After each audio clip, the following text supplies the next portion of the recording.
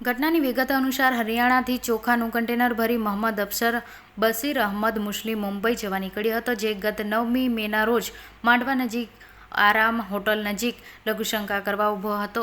તે દરમિયાન અજાણ્યા ઈસમો આવી તેને પકડી નજીક ખેતરમાં ખેંચી ગયા હતા અને જ્યાં બાંધીને માર મારી રોકડા રૂપિયા 22,000 અને 7,000 રૂપિયાનો મોબાઈલ મળી કુલ 29,000નો લૂંટ કરી ફરાર થઈ ગયા હતા. જે અંગે અંકલેશ્વર બી ડિવિઝન પોલીસ મથકે ફરિયાદ નોંધાવતા પોલીસે ગુનો નોંધ્યો હતો. સમગ્ર લૂંટને કંજર ગેંગ દ્વારા અંજામ આપવામાં આવ્યો હતો. ગત 19મી મેના રોજ ભરૂચ એલસીબી પોલીસ દ્વારા કંજર ગેંગને 4 સદસ્યોને ઝડપી પાડ્યા હતા, જે શહેર એ ડિવિઝન પોલીસને હવાલે કર્યા હતા. જે 4 દિવસના રિમાન્ડ પૂર્ણ થતાં જ Ankleshwar B division police Kanjar ગેંગના મૂળ રાજસ્થાનના કંજર ગેંગના પપ્પુ કાલુ સરૂ કંજર, સુતુ રત્ન મસીરિયા કંજર અને હીરુ સોનુ સેતાનિયા કંજર, પ્રકાશ છોટુ રોરુ કંજરની ધરપકડ કરી અને કોર્ટમાં રજૂ કરી રિમાન્ડની તજવીજ શરૂ કરી હતી.